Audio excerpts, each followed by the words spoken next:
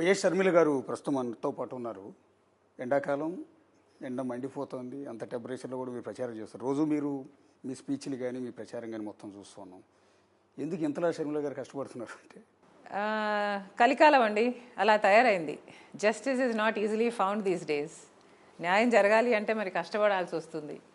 సునీత గారు డాక్టర్ అయ్యుండి, successful doctor అయ్యుండి 5 సంవత్సరాలుగా తన ప్రొఫెషన్ని, తన బిడ్డల్ని అన్నీ పక్కన పెట్టి ఈ కేసే ఒక ప్రయారిటీగా తీసుకొని ఎంత కష్టపడిందో చూసాం. All for justice. నేను కూడా ఆ ప్రయత్నమే చేస్తున్నాను, ఆల్ ఫర్ జస్టిస్. ఇదంతా సునీత గారికి న్యాయం చేసే ఉద్దేశంతోనేనా ఈ కష్టం అంతా? సునీత గారంటే ఎవరండి? నా సొంత చిన్నాన్న కూతురు కదా. నాకు మా నాన్న ముఖ్యం. మా నాన్న తమ్ముడు చిన్నాన్న. మా నాన్నకు న్యాయం చేయాలి, చిన్నాన్నకు న్యాయం చేయాలి, బిడ్డకు న్యాయం చేయాలి. Yes, it's everything in the family. ఒక చిన్నాన్న కూతురికి న్యాయం చేసే క్రమంలో సొంత రక్తం పంచు పుట్టిన అన్న మీద మరొక తమ్ముడి మీద ఫైట్ చేస్తున్నారు మీరు. న్యాయం ఎవరి వైపు ఉంటే ఆ వైపు ఉండాలనేది నా కాన్సెప్ట్. న్యాయం నాకు సునీత వైపు కనిపిస్తుంది. ఎందుకంటే మొదటి రోజు నుంచి Sunitha was very concerned about the case. హత్య జరిగినప్పుడు కూడా ఎట్లా, ఎందుకు పిచ్చి పట్టినట్టు she was so obsessed. Why would somebody do this? ఎందుకు చేస్తారు, నాన్నకెందుకు చేస్తారు? అంత మంచి మనిషి, అంత సాఫ్ట్ మనిషి, ఎవరు చేస్తుంటారు, ఎందుకు చేస్తుంటారు అని పిచ్చి పట్టినట్టు తిరిగేది.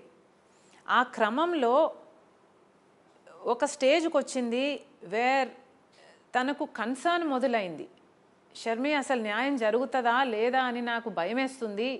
ఇన్వెస్టిగేటర్ ఆఫీసర్లు కూడా ప్రెషర్కు లోనవుతున్నారు.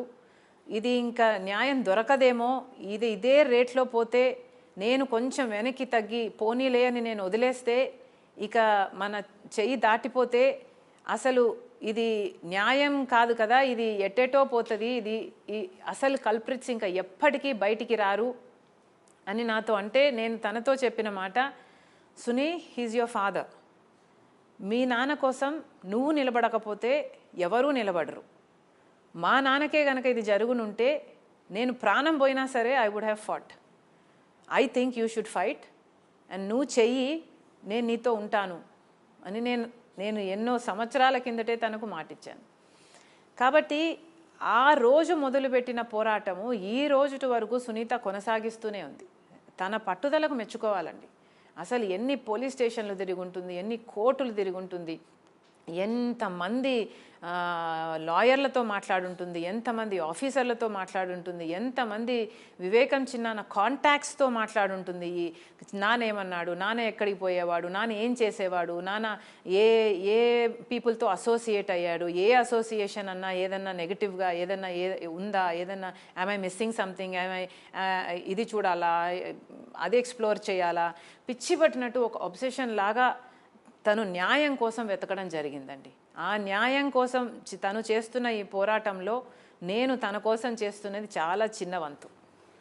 ఈ పోరాటంలో ఎదుగూరి సన్నింటి ఫ్యామిలీలో 2 ఆడబిడ్డలు ఒకవైపు, 2 మగబిడ్డలు ఒకవైపు అయిపోయారు.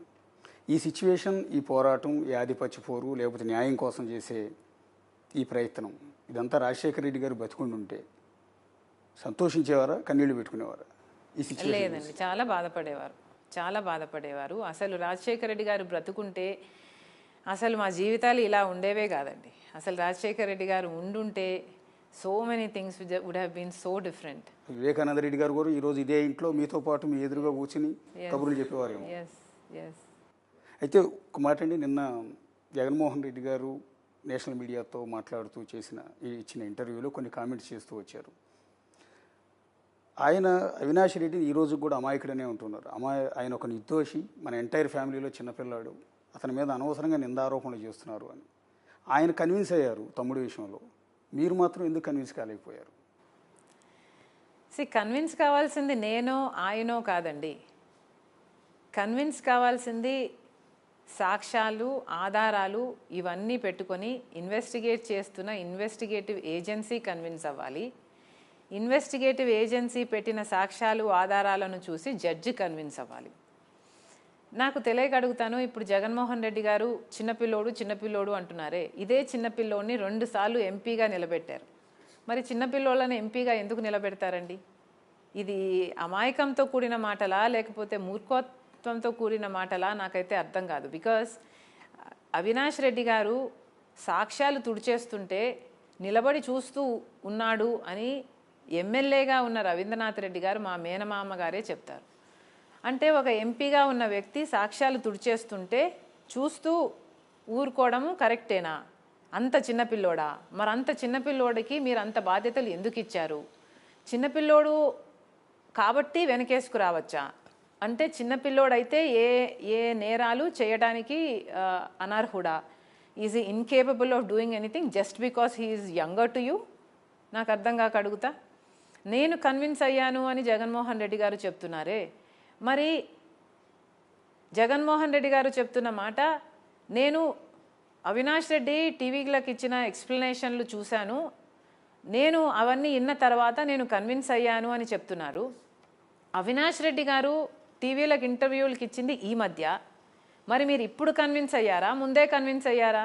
సో మీరు ముందు కన్విన్స్ అవ్వలేదా? మీరు ముందు కన్విన్స్ అవ్వకపోయినా కూడా అవినాష్ రెడ్డికి సపోర్ట్ చేశారా? మీకు తెలియకుండా, మీరు కన్విన్స్ అవ్వకుండానే అవినాష్ రెడ్డిని కర్నూలులో మీరు కాపాడడం జరిగిందా? 3 రోజుల పాటు సిబిఐ అరెస్ట్ చేయడానికి వస్తే లా అండ్ ఆర్డర్ ప్రాబ్లం సృష్టించి ఆడ పోలీసులను పెట్టి మూకలను పెట్టి అవినాష్ రెడ్డి మీద ఒక చెయ్యి కూడా పడకుండా సిబిఐని ఉట్టి చేతులు ఎన్నికి పంపించారు. మీరు కన్విన్స్ కాకుండానే మీరు అవినాష్ రెడ్డిని కాపాడడం జరిగిందా? మీరు ఇప్పుడు కన్విన్స్ అయ్యాము అంటున్నారే, మీరు ఈ టీవీలన్నీ ఇప్పుడు చూసారట, ఇప్పుడు కన్విన్స్ అయ్యారట. అసలు కన్విన్స్ అవ్వడానికి మీరు ఎవరండి? Are you the law? Are you the constitution?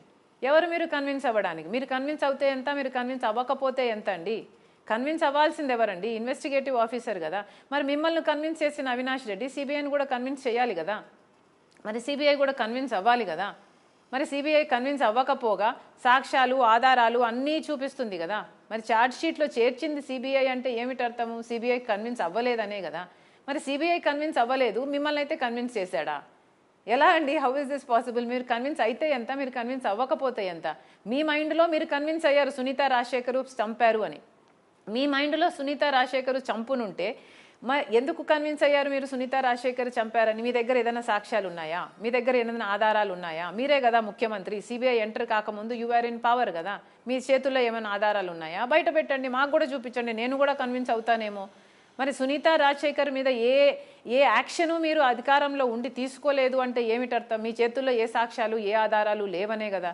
మరి ఇప్పుడు వచ్చి వాళ్ళు ఆ కోణంలో దర్యాప్తు చేయడం లేదు, సునీత రాజశేఖర్ కూడా ఇన్వాల్వ్ అయ్యున్నారు అని మీరు ఇప్పుడు మాట్లాడుతున్నారే. మరి సిబిఐ ఆ కోణంలో దర్యాప్తు చేయలేదు అని ఎందుకు అనుకుంటున్నారు మీరు? ఒకవేళ సిబిఐ దర్యాప్తులో వాళ్ళకు అగెయిన్స్ట్గా సాక్ష్యాలు ఉండుంటే సిబిఐ ఎందుకు దాచిపెడుతుంది?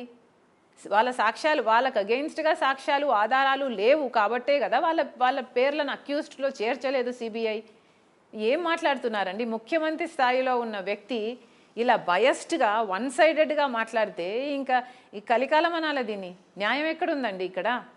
అంటే జనానికి కూడా అర్థం కాదు అదేనండి. ఒకే ఫ్యామిలీలో రక్తం పంచుకు పుట్టిన చెల్లి మీరు, స్వయాన తండ్రికి తమ్ముడు కూతురు ఆవిడ, మీ ఇద్దరు క్లోజ్ రిలేషన్ నిజం చెప్పాలి అంటే. అలాంటి మిమ్మల్ని వదిలిపెట్టి ఇంకొక తాతగారి అబ్బాయి కొడుకు, అంటే కజిన్ బ్రదర్ మాత్రమే, మీరు ఓన్ సిస్టర్స్, ఆయన కజిన్ బ్రదర్ మాత్రమే.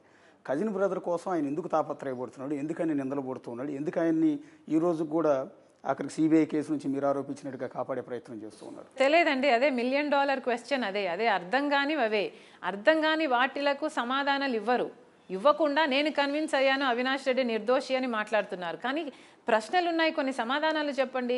అంత ఘోరంగా క్రూరంగా నరికితే ఇదే ఇంట్లో అండి, we're sitting in the same house, ఇల్లంతా రక్తమైంది, ఆయన మెదడు బయటకు వచ్చింది, అంత రక్తపాతం జరిగితే సాక్షి టీవీలో మాత్రం హార్ట్ అటాక్ అని చెప్పారు. ఎందుకు చెప్పారు? భారతిరెడ్డి గారు అప్పుడు చైర్మన్ సాక్షి టీవీకి. మరి అలా చెప్పిన దానికి ఎందుకు చెప్పారు అని ఈ రోజు వరకు సమాధానం చెప్పలేదు వారు. ఇన్ని మాట్లాడుతున్నారే నేను కన్విన్స్ అయ్యాను అని. ఎలా కన్విన్స్ అయ్యారో చెప్పండి. పోనీ దీనిలకు సమాధానం చెప్పండి. ఎందుకు హార్ట్ అటాక్ అని చెప్పారు? సిబిఐ ఎంక్వైరీ కావాలి అని వివేకానంద రెడ్డి గారు చనిపోయిన రోజున ఇక్కడే బయట మీడియాతో మాట్లాడుతూ జగన్మోహన్ రెడ్డి గారు చెప్పిన మాట. మరి ముఖ్యమంత్రి అయిన తర్వాత మీరు సిబిఐ ఎంక్వైరీ అవసరం లేదు అని ఎందుకు చెప్పారు? సిబిఐ ఎంక్వైరీ చేసుకుంటే మీకు పోయిందేముంది? మీకు దాచుకోవడానికి ఏం లేనప్పుడు, మీరు భయపడడానికి ఏం లేనప్పుడు ఎవరు ఎంక్వైరీ చేసుకుంటే ఏమండి? మీరు కడిగిన ముత్యంలాగా బయటికి రావచ్చు కదా. ఎందుకు అడ్డుపడుతున్నారు సిబిఐ ఎంక్వైరీకి? మీకు why don't you come out and say? మీ దగ్గర ఏమైనా సాక్ష్యాలు ఉన్నాయా చెప్పండి. మీరు కన్విన్స్ అయ్యాను అంటే మీరు సింపుల్గా మీరు కన్విన్స్ అయితే అందరూ కన్విన్స్ అవ్వాలని లేదు కదా. God is given everybody a mind to think కదా. మరి మీరు వన్ సైడెడ్గా బయస్డ్గా మీ స్వార్థం కోసం, మీ వైఫ్ రిలేటివ్స్ కాబట్టి మీ స్వార్థం కోసం మీకు అవసరం ఉందో లేకపోతే I don't know me equations ఏంటో, మీ స్వార్థం కోసం మీరు బయస్డ్గా నేను కన్విన్స్ అయ్యాను అని చెప్తే లోకమంతా కన్విన్స్ అవ్వాల్సిన అవసరం లేదు కదా. అవ్వట్లేదు. I'm not convinced. మాకన్నా కూడా మీకు బాగా తెలుసు, ఎంటైర్ ఫ్యామిలీ మనిషి మీరు.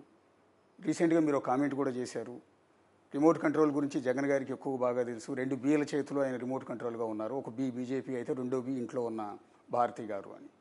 అంటే భారతి గారికి క్లోజ్ రిలేటివ్ కదా అవినాష్ గారు, మీకంటే కూడా ఆయనకి ఆ బావ వరుస అవుతారు కదా. అంటే కుండ మార్పిడి చేసుకున్న సందర్భంలో మేనత్త కొడుకు బహుశా. అందువల్ల ఆవిడ ప్రెషర్ ఏమైనా ఉందా అతన్ని కాపాడుకునేందుకు? నేను అన్న కమెంటు చాలా లైటర్ వేలో అన్నాను. నేను అన్న కమెంట్ ఏమిటంటే, నేను చంద్రబాబు చేతిలో రిమోట్ కంట్రోలు అని జగన్మోహన్ రెడ్డి గారు మాట్లాడారు కాబట్టి రిమోట్ కంట్రోల్ గురించి మీకు బాగా తెలుసు. రిమోట్ కంట్రోల్గా వ్యవహరిస్తున్నది మీరు. మోడీ చేతిలో 5 సంవత్సరాలుగా రిమోట్ కంట్రోల్గా ఉన్నారు, అలాగే మీ భారతీ చేతిలో కూడా మీరు ఉన్నారు అని చెప్పాను. ఎందుకంటే భారతీ ఫ్యామిలీ అవినాష్ రెడ్డి, నీ ఫ్యామిలీ షర్మిలారెడ్డి, సునీతారెడ్డి, నీ ఫ్యామిలీ కంటే కూడా నీకు భారతిరెడ్డి ఫ్యామిలీ ఎక్కువ అయిపోయింది ఈరోజు. సో ఆబ్వియస్లీ ఆ ఇన్ఫ్లుయెన్స్ నీ మీద ఎక్కువ ఉంది అని చెప్పే ప్రయత్నంలో చెప్పడం జరిగింది. అంటే ఒకవేళ ఆవిడ ప్రెషర్ ఉందంటారా అంటున్నాను నేను. ఆవిడ ప్రెషర్ పెడితే న్యాచురలీ ఉంటుంది కదండి. మీ భార్య మాట మీరు వినరా? సో ఆబ్వియస్లీ ఉంటుంది, ఆ ఇన్ఫ్లుయెన్స్ ఉంటుంది. వివేకానంద రెడ్డి గారి హత్య కేసులో అవినాష్తో పాటు భారతి గారి పేరు కూడా ప్రధానంగా వినిపించింది. సిబిఐ మెన్షన్ చేసిన పాయింట్ అవుట్ చేసింది, తెల్లవారుజామున మర్డర్ అయిన వెంటనే ఫస్ట్ కాల్ 4:30కి భారతి గారికి వెళ్ళింది అని. సో ఆ ఉద్దేశంతో ఆవిడ పాత్ర కూడా ఉందని ఎస్టాబ్లిష్ చేసే క్రమంలో ఆ మాట అన్నారు అని. $1 మిలియన్ క్వశ్చన్ ఏమిటంటే, జగన్మోహన్ రెడ్డి గారి ఇన్వాల్వ్మెంట్ ఎంత, జగన్మోహన్ రెడ్డి గారు ఎందుకు ఇలా కన్విన్స్ అయ్యారు, ఎందుకు ఇలా వన్ సైడెడ్గా ఉన్నారు అన్నది $1 మిలియన్ క్వశ్చన్. ఎవరు ఎంత ఇన్వాల్వ్ అయ్యారు అన్నది నేను చెప్పలేను, because I'm not the investigating officer. ఒకవేళ ఫోన్ కాల్ పోయింది, అక్కడ ఆ సందర్భంలో ఏం జరిగింది అన్నది నాకు పూర్తిగా తెలియదు. కానీ తెలిసిన వాళ్ళు, ఇన్వాల్వ్ అయిన వాళ్ళు, ఫోన్ కాల్ చేసుకొని మాట్లాడుకున్న వాళ్ళు ఒక మాట వచ్చి బయట చెప్తే జనాలు కూడా అర్థమవుతుంది కదండి. ఇప్పుడు భారతిరెడ్డి గారో జగన్మోహన్ రెడ్డి గారో లేకపోతే ఎవరైనా వచ్చి ఇది జరిగింది అని చెప్తే ఎంత నీట్గా ఉంటుంది. మీరే కడిగిన ముక్తంలాగా బయటకు వస్తారు కదా, మేము అమాయకులము, మాకేం తెలియదు అన్న విషయము మీరు ప్రజలకు చెప్తే, అర్థమయ్యేటట్టు చెప్తే ప్రజలకు కూడా అర్థమవుతుంది కదా. మీరేదో దాచిపెట్టాలని ప్రయత్నిస్తున్నట్టు మీరు ఎప్పుడు వచ్చి ఏది మాట్లాడరు, ఎప్పుడు వచ్చి క్లారిఫికేషన్ ఇవ్వరు. నేను కన్విన్స్ అయ్యాను అంటారు. మీరు కన్విన్స్ అయితే ఎంత, మీరు కన్విన్స్ అవ్వకపోతే ఎంత అండి? ఈ మాటలు మాట్లాడే బదులు ప్రశ్నలకు సమాధానం చెప్పండి. హార్ట్ అటాక్ అని ఎందుకు చెప్పారో చెప్పండి, సిబిఐ ఎందుకు వద్దంటున్నారో చెప్పండి, ఫోన్ కాల్ పొద్దున ఎప్పుడు వచ్చిందో చెప్పండి. మీ డిఫెన్స్లో మీరు మాట్లాడుకోవచ్చు కదా.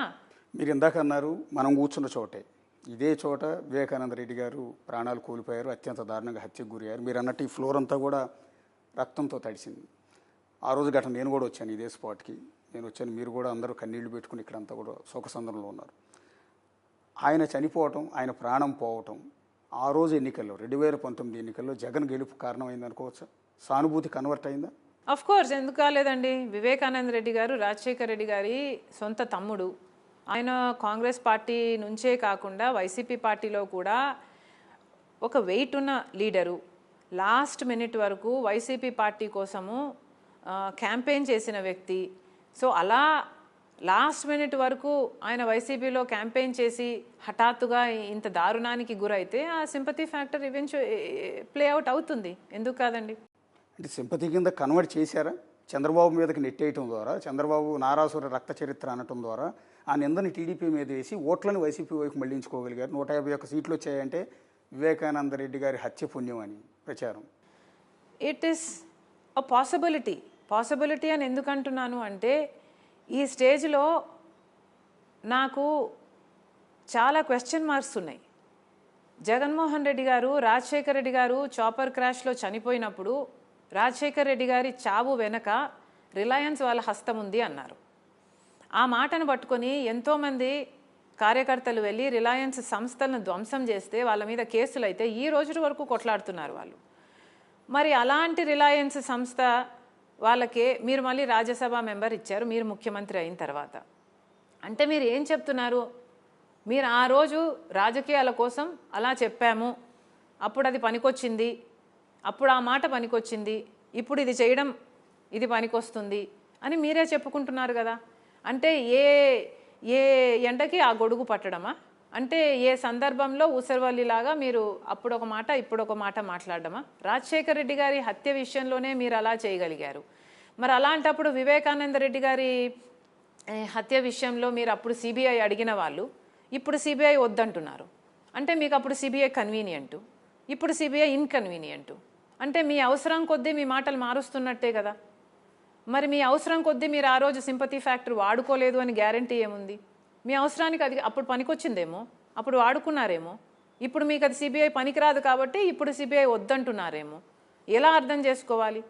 రాజశేఖర రెడ్డి గారి పేరు మొదట్లో కాంగ్రెస్ పార్టీ ఛార్జ్షీట్లో పెట్టింది అని జగన్మోహన్ రెడ్డి గారు చెప్తే నేనే కాదు అందరం నమ్మామండి. కానీ అది ఛార్జ్షీట్లో కాంగ్రెస్ పార్టీ కాదు సిబిఐ ఛార్జ్షీట్లో పేరు పెట్టింది. అసలు సిబిఐ ఎఫ్ఐఆర్లో కూడా రాజశేఖర రెడ్డి గారి పేరు లేదు.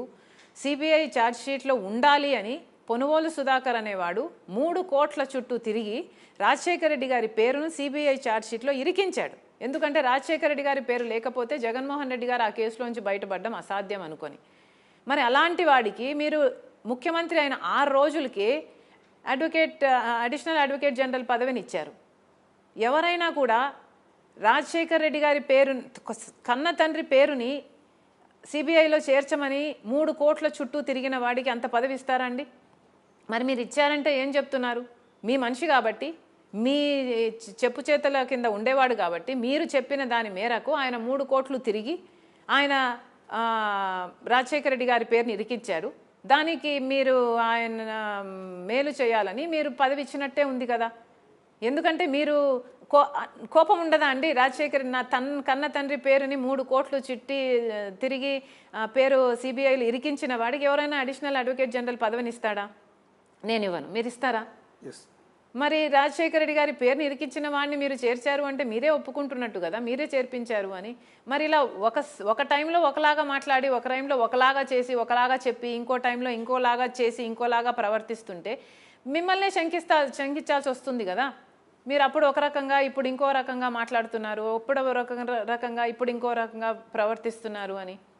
అంటే 2019లో ఏదైతే సానుభూతి గురించి ఓట్లను రప్పించిందో, 151 సీట్లు కట్టబెట్టిందో అదే వివేకానంద రెడ్డి హత్య కేసు 2024కి వచ్చేటప్పటికి శాపంగా మారుతోందా? ఎందుకంటే పర్టికులర్గా మీరు కానీ సునీత గారు కానీ చేస్తున్న పోరాటం వల్ల శాపం అయ్యే అవకాశం ఉంటుందా? డెఫినెట్గా అండి, అన్డౌటెడ్లీ. న్యాయాన్ని ఎవరు తొక్కి పెట్టాలని చూస్తున్నా దేవుడు క్షమించడండి. నాకు ఆ స్ట్రాంగ్ బిలీఫ్ ఉంది. వివేకానంద రెడ్డి గారి విషయంలో జరిగింది అన్యాయం. సాక్ష్యాలు ఆధారాలు అన్నీ ఉండి కూడా దోషి వీళ్ళు అని చెప్తున్నా కూడా మీరు మూర్ఖంగా నేను కన్విన్స్ అయ్యాను అని మీరు ఒక మాటతో తప్పించుకోవడం is not right, is not fair. ఆ శాపం ఎంతవరకు వర్కౌట్ అవుతుంది అనుకుంటున్నారు? అంటే సునీత రెడ్డి గారు చేసే పోరాటం, ఢిల్లీలోకి వెళ్ళి నా తండ్రిని చంపిన వాళ్ళని అరెస్ట్ చేయండి అని ఆమె వేడుకున్న తీరు చూసి 2 తెలుగు రాష్ట్రాల్లో ఉన్న చాలామంది మహిళలు కళ్ళం నీళ్లు పెట్టుకున్నారు. ఆ సందర్భంలో ఒక తండ్రి అత్యంత దారుణంగా హత్యకు గురైతే ఒక కూతురు ఢిల్లీ వీధుల్లోకి వెళ్ళి న్యాయం కోసం ఫైట్ చేస్తుంటే ఆవిడకి ఎవరు సపోర్ట్ లేక అల్లాడిపోతుంటే జనాలు కన్నీళ్లు పెట్టుకున్నారు. కానీ అసలైన అండగా నిలవాల్సిన అన్నేమో మీరు ఆరోపిస్తున్న హంతకుడిని ఆరోపిస్తున్న వ్యక్తికి సపోర్ట్ చేస్తున్నారు. సో ఈ శాపం కేవలం కడప పార్లమెంట్లో అవినాష్ రెడ్డి ఓడిపోవటం వరకే పనికొస్తుందా? రాష్ట్రంలో జగన్మోహన్ రెడ్డి ఓడిపోవటానికి పనికొస్తుందా? I'm not God, I'm a human. నాకు న్యాయం అనిపించింది నేను చేస్తున్నాను, దేవుడు డిసైడ్ చేస్తాడు. అంటే సూటిగా ఒక్క మాట మిమ్మల్ని ఒకే ప్రశ్న 2 కోణాల్లో అడుగుతున్నాను. పిసిసి చీఫ్గా చాలా క్లిష్టమైన టైంలో బాధ్యతలు తీసుకున్నారు, ఎవరు తీసుకోరు బేసిక్గా. అలాంటి కాంగ్రెస్ని మళ్ళీ ప్రాణం పోశారు. ఈరోజు మళ్ళీ కాంగ్రెస్ ఉందిరా అని ఆ రోజు అస్తం గుర్తు రాజశేఖర రెడ్డి గారిని మళ్ళీ గుర్తు తీసుకొచ్చారు. సో అది అబ్సల్యూట్లీ ప్రతి ఒక్కళ్ళు కూడా యాక్సెప్ట్ చేస్తారు. ఈ తరుణంలో పర్టికులర్గా పిసిసి చీఫ్గా మిమ్మల్ని అడుగుతున్నాను, జగన్మోహన్ రెడ్డి మళ్ళీ సీఎం కాకూడదని మీరు కోరుకుంటారు? వైసీపీ ఓడిపోవాలని కోరుకుంటారు? కాంగ్రెస్ పార్టీ అధికారంలోకి రావాలని నేను కోరుకుంటున్నాను. కాంగ్రెస్ పార్టీ బలపడాలి. రాజశేఖర్ రెడ్డి గారు మొదట పిసిసి చీఫ్ అయినప్పుడు కూడా ఇదే పరిస్థితే. కాంగ్రెస్ స్థితి చాలా దయనీయంగా ఉన్నింది. అప్పుడు ఎన్టీఆర్ గారి వేవ్ ఫుల్ స్వింగ్లో ఉన్నింది. అప్పుడు రాజశేఖర్ రెడ్డి గారు పిసిసి పగ్గాలు చేపట్టి ఆఖరికి 2 సార్లు కాంగ్రెస్ పార్టీని అధికారంలోకి తీసుకొచ్చిన నాయకుడు రాజశేఖర్ రెడ్డి గారు. నాకు పూర్తి విశ్వాసం ఉంది. నేను కూడా మంచి కాజ్ కోసం కష్టపడుతున్నా కాబట్టి దేవుడు ఆశీర్వదిస్తారు.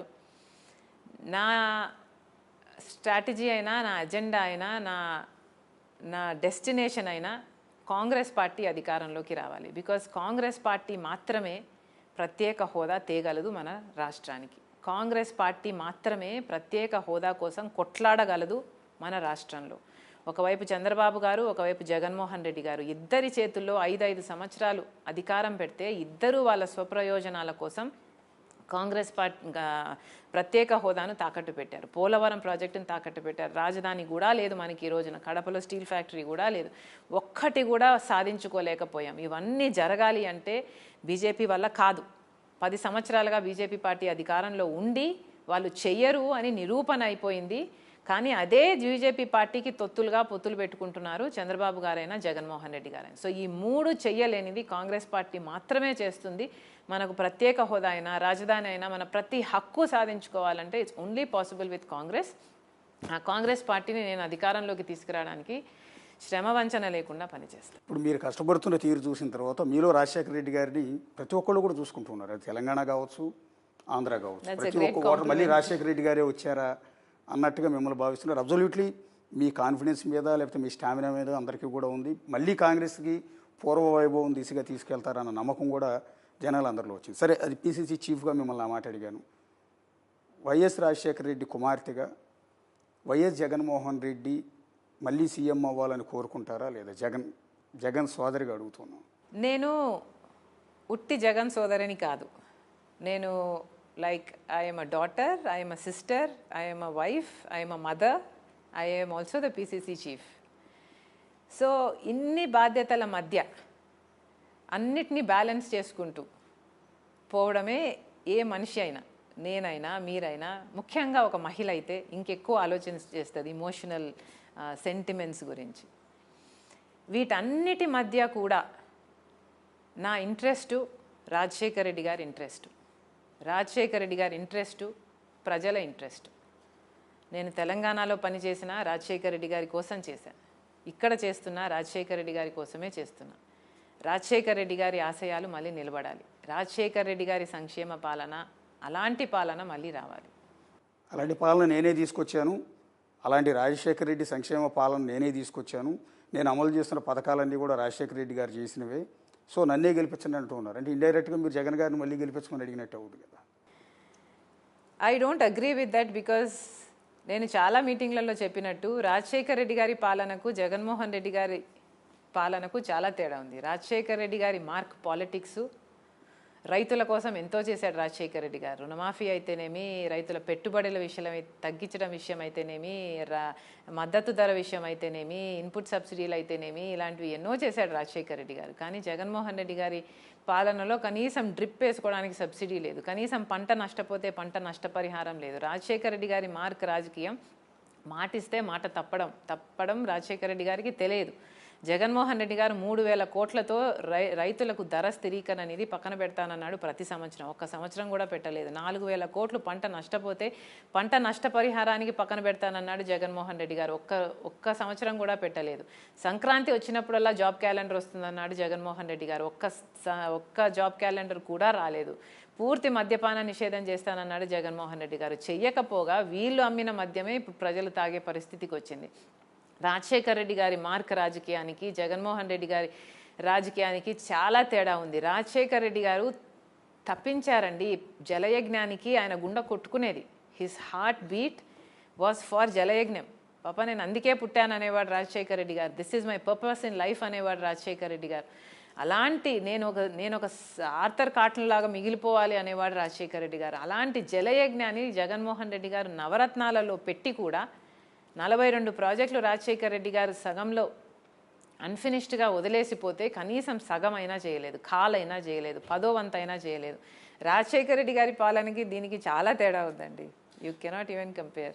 రాజశేఖర రెడ్డి గారి బిడ్డ షర్మిల గారు ఈరోజు దారుణమైన మాటలని, దారుణమైన అవమానాలను ఫేస్ చేస్తున్నారు. మీ మీద ఈ మధ్యకాలంలో సోషల్ మీడియాలో జరిగిన అత్యంత దారుణమైన ట్రోలింగ్, కించపరుస్తూ, ఆఖరికి మీవేవో సంబంధాలు కూడా అంటగట్టేస్తూ, అంటే ఏ ఆడబిడ్డ కూడా తట్టుకోలేనంత దారుణమైన ట్రోలింగ్ వైఎస్ఆర్ కాంగ్రెస్ పార్టీ నుంచి జరిగింది. అందులో మీ అన్నయ్య గారి అనుమతి లేకుండా ఇదంతా జరుగుతుందంటారా ఒక చెల్లెల మీద? లేదండి, అన్నయ్య గారి అనుమతి ఉంది, వదిన గారి అనుమతి ఉంది, సజ్జల గారి పనితనం ఉంది, ఆయన కొడుకు గారి ఇన్వాల్వ్మెంట్ ఉంది. వీళ్ళందరూ కూడే ఒక రాక్షస సైన్యాన్ని తయారు చేసుకొని సోషల్ మీడియాలో ఆ సైన్యంతో చేస్తున్న ట్రోలింగ్ ఇది రాజశేఖర రెడ్డి గారి అభిమానులు ఎవరు కూడా సమ్మతించని విషయం, ఎవరూ ఒప్పుకోరు. ఆఖరికి రాజశేఖర రెడ్డి గారి భార్యను కూడా అవమానించారు. నేను రాజశేఖర రెడ్డి గారి బిడ్డను కాదు అంటే విజయమ్మ గారిని అవమానించినట్టే కదా. ఆఖరికి ఆ స్థాయికి కూడా దిగజారారు. వాళ్ళ కోసం పాదయాత్ర చేసినప్పుడేమో నేను వైఎస్ షర్మిలారెడ్డి పెద్ద పెద్ద ఫోటోలు వేశారు సాక్షిలో. ఆఖరికి నేను వాళ్ళకు వ్యతిరేకిని అయ్యాను కాబట్టి అసలు నేను రాజశేఖర రెడ్డి బిడ్డనే కాకుండా పోయాను, అసలు ఒక గౌరవం ఉన్న మహిళనే కాకుండా పోయాను, అసలు నాకంటూ ఒక పేరు కానీ ఒక స్టాండ్ కానీ అసలు ఏదీ లేకుండా పోయింది వాళ్ళ దృష్టిలో. ఇంత దారుణంగా ఇంత దిగజారాల్సిన అవసరం లేదండి.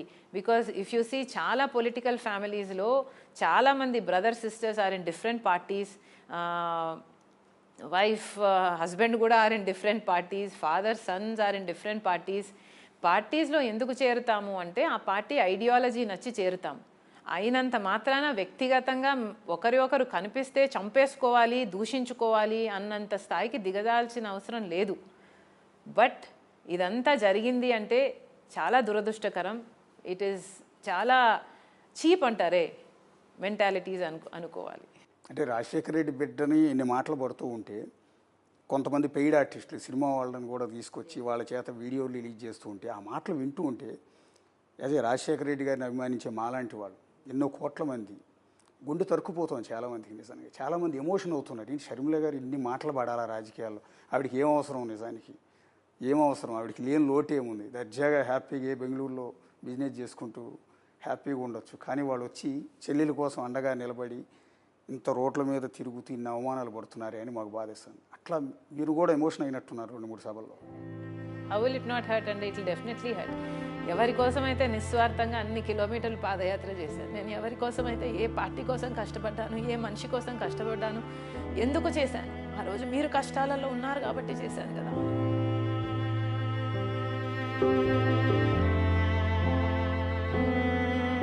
అంతగా కష్టపడి అంత త్యాగం చేస్తే కూడా, నా బిడ్డలను సైతం పక్కన పెట్టి, నా ఇంటిని సైతం పక్కన పెట్టి అంత త్యాగం చేస్తే కూడా మీకు ఈరోజు అదే కాదు, ఏది గుర్తులేదు. అసలు చెల్లెలన్న విషయం కూడా గుర్తులేదండి.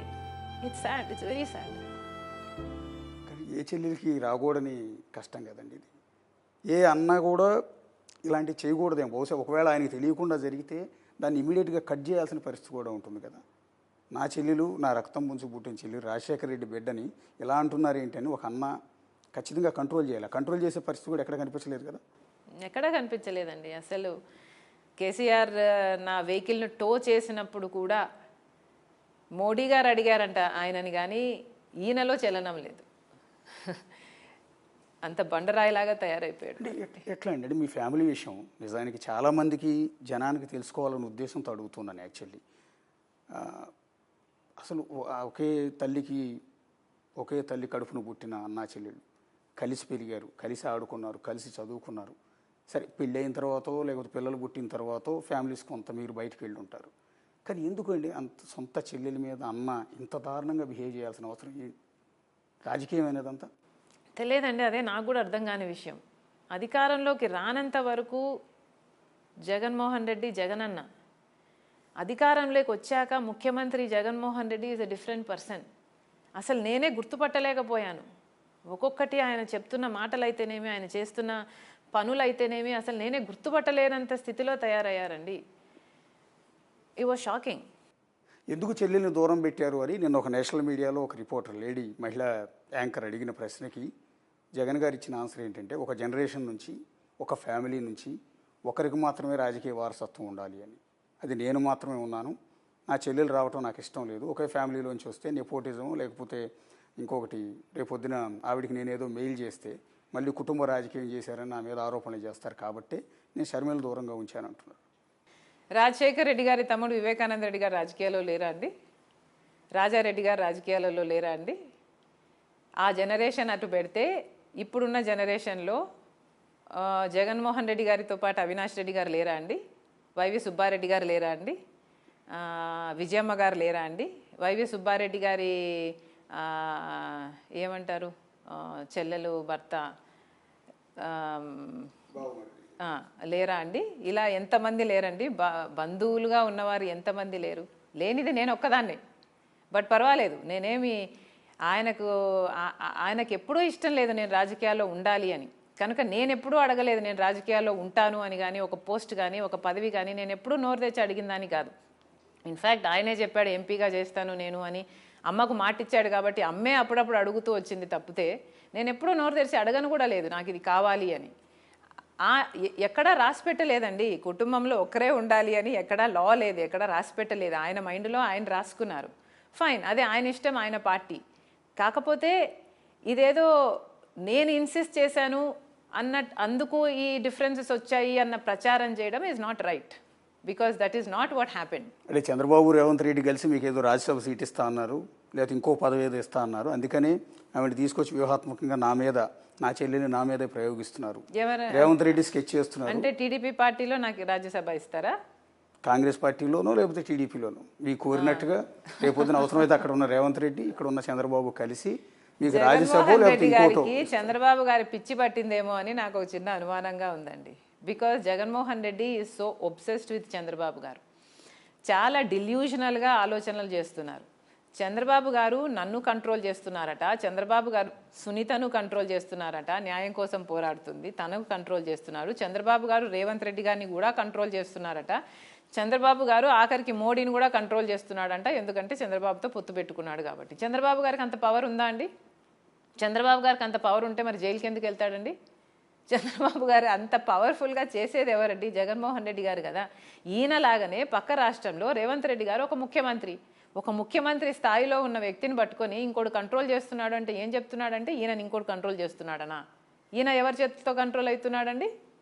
ఏం మాట్లాడుతున్నారండి? ఒక ముఖ్యమంత్రి స్థాయిలో ఉన్న వ్యక్తి ఇంకొక రాష్ట్రంలో ఉన్న అపోజిషన్ లీడర్ కంట్రోల్ చేస్తున్నాడా? ఆ అపోజిషన్ లీడర్కు పవర్ ఉంటే ఆయన జైలుకు పోకుండా ఆయన కాపాడుకోలేడా? జగన్మోహన్ రెడ్డి గారికి ఒక పిచ్చి పట్టినట్టే నాకు ఆయన మెంటల్ కండిషన్ మీద నాకు జెన్యున్గా కన్సర్న్ ఉంది. ఒక చెల్లెలిగా I want his mental health to be fine and sound. కాబట్టే ఆ రోజు నేను అద్దం చూపించి అన్నా మీరు కనిపిస్తున్నారా, చంద్రబాబు గారు కనిపిస్తున్నారా, దీంట్లో చెక్ చేసుకోండి అని పంపించడం జరిగింది. బికాజ్ ఏది మాట్లాడినా చంద్రబాబే కారణం అండి. ఏదైనా చంద్రబాబే కారణం అన్నట్లు మాట్లాడుతున్నారు అంటే ఇంకా మీరు చంద్రబాబు గారు పిచ్చి పట్టినట్టు డిల్యూషనల్గా మీరు ఆలోచనలు చేస్తున్నారు అని మీరే ప్రూవ్ చేసుకుంటున్నారు కదా. ఆయన నాకు రాజ్యసభ ఇవ్వడం ఏందండి? చంద్రబాబు నాకు రాజ్యసభ ఇవ్వడం ఏంటి? చంద్రబాబు నాకు రాజ్యసభ ఇవ్వగలడంటే నేను ఆ పార్టీలోనే చేరేదాన్ని కదా. అంటే అన్న రీసెంట్గా చేసిన ఒక కామెంట్, పసుపు చీర కట్టుకుని చంద్రబాబు నాయుడు ఇంటికి వెళ్ళింది షర్మిల అనే మాట, మేమందరం రియల్గా చాలా బాధపడ్డాము. అంటే ఒక చెల్లెల్ని ఏ చీర కట్టుకుంది అని ఒక అన్న అంటాడు. నేనైతే నాకు చెల్లెలు ఉంది, నేనైతే అట్లా అనను. ఎగ్జాక్ట్ చాలా బాధాకరం అండి. అసలు పసుపు రంగులో తప్పేముందో నాకు ఫస్ట్ అర్థం కాలేదు. బికాజ్ రాజశేఖర్ రెడ్డి గారే పసుపు రంగు గురించి సాక్షిలో బ్యానర్గా పెట్టేటప్పుడు సాక్షిలో పసుపు రంగు ప్రపోజల్ వస్తే వై నాట్ అన్నాడు రాజశేఖర్ రెడ్డి గారు. ఏం పసుపు రంగు చంద్రబాబు గారు సొంతమా? ఆయన ఏమైనా పేటెంట్ రైట్ తీసుకున్నారా? వాళ్ళ సొంతమేం కాదు, పెట్టుకోండి అని ఆ రోజు రాజశేఖర్ రెడ్డి గారే గ్రీన్ సిగ్నల్ ఇచ్చారు సాక్షిలో అది పెట్టడానికి కోసం. అలాంటిది పసుపు రంగుతో చంద్రబాబు గారిని అసోసియేట్ చేయడము వెరీ అన్లైక్ రాజశేఖర్ రెడ్డి గారు. అయితే ఇంకా మోస్ట్ బ్యాఫ్లింగ్ ఇస్ తన చెల్లెలు పసుపు రంగు కట్టుకొని ఒకరింటికి పోయింది, మోకరిల్లింది, వాళ్ళ స్క్రిప్ట్ చదువుతుంది, మక్కి పట్టి అని ఎంత మనసులో ఎంత ద్వేషము, ఎంత విషము లేకపోతే అంతటి మాటలు మాట్లాడతారు అని నాకే ఆశ్చర్యం వేసిందండి. అసలు నేను పొద్దున్నే డిసైడ్ చేసుకొని ఏ చీర కట్టుకోవాలి, ఏ ప్రోగ్రాంలు ఉన్నాయి ఈరోజు అనేది నా షెడ్యూల్ను చూసి నేను చీర మ్యాచ్ చేసి కట్టుకోను. రెడీ అయ్యి బయటకు వచ్చిన తర్వాత ఆ రోజు స్కెడ్యూల్లో ఏమేమి అపాయింట్మెంట్స్ ఉన్నాయో ఆ అపాయింట్మెంట్స్ చేసుకుంటూ పోతాం. దానికి అదేదో నేను ఇంటెన్షనల్గా నేను పసుపు చీర కట్టుకొని వెళ్ళినట్టు ఈయన చూశాడా అండి నేను మోకరిల్లడము? ఏం మాటలు మాట్లాడుతున్నారండి? రాజశేఖర రెడ్డి గారి బిడ్డ వెళ్ళి ఇంకొకరి దగ్గర మోకరినాల్సిన అవసరం ఏముందండి? రాజశేఖర రెడ్డి గారు వెళ్ళి తన బిడ్డ పెళ్ళవుతుందని కార్డు ఇచ్చాడు, అదే చంద్రబాబు గారికి. ఆయన వచ్చాడు కూడా. నేను కూడా నా కొడుకు పెళ్ళవుతుంటే కార్డు ఇచ్చాను మర్యాదగా. రావడం రాకపోవడం ఆయన ఇష్టం, బట్ కార్డు ఇవ్వడం వరకు మన మర్యాద వరకు, మా following in dad's footsteps అన్నట్లు నేను పోయా. మక్కీ కూడా నేను బట్టి కొట్టి ఆయన చెప్పిందంట నేను అప్పచెప్తున్నానంట. మక్కీ చెప్పే అలవాటు ఎవరికి ఉందండి? జగన్మోహన్ రెడ్డి గారు పేపర్ చూడండి అసలు ఒక మీటింగ్ ఒక 2 నిమిషాలు కూడా మాట్లాడలేకపోతున్నారు ఈ మధ్య. మక్కీ ఎవరికి అలవాటు ఉందండి? ఎంత మనసులో ఎంత విషము ద్వేషము ఎంత లేకపోతే అలాంటి మాటలు మాట్లాడతారో నాకు కూడా చాలా బాధేసింది. అవినాష్ రెడ్డి కనుక కడప ఎంపీగా మరోసారి సీట్ ఇవ్వకపోతే శర్మిల ఎన్నికల్లో పోటీ చేసేవారు అసలు? లేదండి, అవినాష్ రెడ్డికి సీటు కేటాయించకపోతే, అవినాష్ రెడ్డి బరిలో లేకపోతే షర్మిలారెడ్డి కడపలో పోటీ చేసేది కాదు, అవసరం లేదు. ఇది వివేకానంద రెడ్డి మర్డర్ కేసుకి రాబోయే ఎన్నికలు ఒక రెఫరెండం లాగా కనిపిస్తున్నాయి, పర్టికులర్గా కడప పార్లమెంటు నియోజకవర్గానికి సంబంధించి. నాకు సంబంధించినంత వరకు న్యాయానికి నేరానికి మధ్య జరుగుతున్న పోరాటం. కళ్ళ ముందరే ఇంత అన్యాయం జరుగుతుంటే ఇంకా భరించలేక నేను బరిలో దిగాను. బికాస్ ఒక మర్డర్ అక్యూజ్డ్ని మీరు కాపాడడమే కాకుండా 5 సంవత్సరాలు మళ్ళీ అదే మర్డర్ అక్యూజ్డ్ని, చిన్నాన మర్డర్ అక్యూజ్డ్ని మీరు పోటీకి కూడా నిలబెట్టారు. ఎంత అహంకారం కాకపోతే, ప్రజలు ఎంత పిచ్చోళ్ళు కాకపోతే అని మీకు నమ్మకం లేకపోతే మీరు మళ్ళీ అదే పొరపాటు ఎందుకు చేయాలనుకుంటారు? మర్డర్ అక్యూజ్డ్ అని సాక్ష్యాలు ఆధారాలు అన్నీ ఉన్నాయి. ఇంకో పక్క సునీతమ్మ అరుపేరుకని పోరాటం చేస్తూనే ఉంది. మరి అలాంటప్పుడు మీరు ఆ కుటుంబానికి ఇవ్వాల్సిన భరోసా ఇవ్వకపోగా మర్డర్ అక్యూజ్డ్గా ఉన్న వాళ్ళకు మళ్ళీ టికెట్ ఇస్తారా? ఎక్కడ న్యాయం అండి ఇది? మర్డర్ అక్యూజ్డ్గా లేకపోతే వేరే విషయం, మర్డర్ అక్యూజ్డ్గా సాక్ష్యాలు లేకపోతే ఇంకొక విషయం. సాక్ష్యాలు ఉన్నాయి, ఆధారాలు ఉన్నాయి, అక్యూజ్డ్గా ఛార్జ్ షీట్లో పేరు పెట్టారు, మీరు కర్నూలులో అంత ప్రొటెక్ట్ చేసుకొని కాపాడారు, అంత చేసి మళ్ళీ ఆయనకే టికెట్ ఇవ్వడం అంటే ఇంకెవరు లేరా అండి? రాజశేఖర రెడ్డి గారి కుటుంబంలో మీరు బంధువులకే ఇవ్వాలనుకుంటే జార్జ్ రెడ్డి కొడుకులు లేరా? రవీంద్రనాథ్ రెడ్డి కొడుకులు లేరా? ఎవరికి ఇవ్వకూడదు మీరు టికెట్టు? మళ్ళీ అవినాష్ రెడ్డికే ఇచ్చారంటే ఏమిటి మీ అహంకారం? కాకపోతే ఏమిటిది? స్టిల్ ఇప్పటికీ ఆయన అంటున్నమాట, అక్క చెల్లెళ్ళు ఈ విధంగా రోడ్డు మీదకి వచ్చి జనాలందరి దగ్గరికి వెళ్ళి వివేక హత్య కేసు నిందితుల గురించి పదే చెప్పి ఇంత కష్టపడుతున్నా కూడా జగన్మోహన్ రెడ్డి అన్న మాట ఏంటంటే, మా చెల్లి అక్కడ ఎంపీగా గెలవదు, ఎట్టి పరిస్థితిలో గెలవదు, నాకు అదే బాధ వేస్తుంది, ఆవిడ ఓడిపోవటమే నాకు బాధ కలిగిస్తుంది అని అంటున్నాను. దేవుడు అంత బాధ పెట్టాడండి, నేను కూడా అంత బాధ పెట్టదలుచుకోలేదు, నేను తప్పకుండా గెలుస్తాను. కన్క్లూడ్ చేసే ముందు ఒకటే అండి, బేసిక్గా ఇది సరే ఇప్పటిదాకా మిమ్మల్ని ఏడిపించాము, నిజంగా బాధ పెట్టాము కూడా, కొన్ని ఇష్యూలు గుర్తు చేసి అది సందర్భం ప్రజలకు చెప్పాలనే ఉద్దేశంతో. కాకపోతే మీ గురించి ఒక వెరీ ఇంట్రెస్టింగ్, యాక్చువల్లీ మీకు ఒక బ్రాండింగ్ వచ్చింది తెలుగు రాష్ట్రాల్లో, మీరు గమనించారో లేదో. మీరు అన్న కొన్ని డైలాగులు ఈరోజు సినిమాల్లో వాడుతున్నారు, ఎంటైర్ సోషల్ మీడియాలో ఉంటాయి మీరు మాట్లాడిన మాటలు.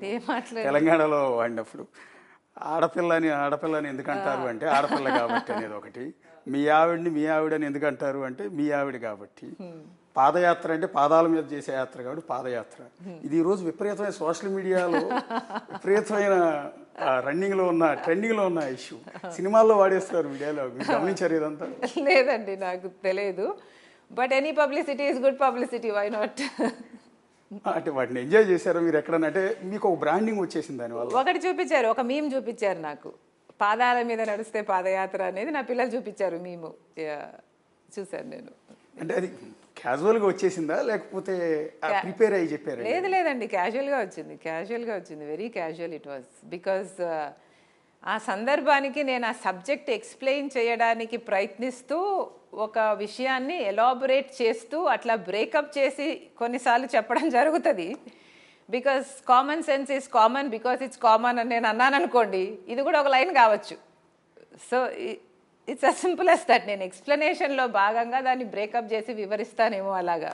సో మీ పిల్లలు కానీ అనిల్ గారు కానీ వాటిని ఎప్పుడైనా అన్నారండి, ప్రస్తావించారా వీటి గురించి? చూసి నవ్వుతారు, దే లాఫ్ అబౌట్ ఇట్. పిల్లలు especially so anyway thank you అండి. చాలా Thank you ఇంత very బిజీ much. టైంలో కూడా మాకు టైం కేటాయించారు. మండే ఎండలో మీరు ఇప్పుడు ప్రచారం ఎన్ని గ్రామాల్లో తిరిగింది కూడా మేము చూసాం, కళ్ళారా చూసాము. సో ఆ టైంలో కూడా మీరు టైంకి వచ్చి మాకు ఇంటర్వ్యూ ఇచ్చారు. సో ఆల్ ది బెస్ట్ అండి. మీరు కోరుకున్నది నెరవేరాలి, మీకు న్యాయం జరగాలి, మీతో పాటు సునీతారెడ్డి గారికి న్యాయం జరగాలని మేమందరూ కూడా కోరుతున్నాం. మరొక నాయకుడితో మరొక నియోజకవర్గంలో మళ్ళీ కలుద్దాం. అంతవరకు signing off. This is the show.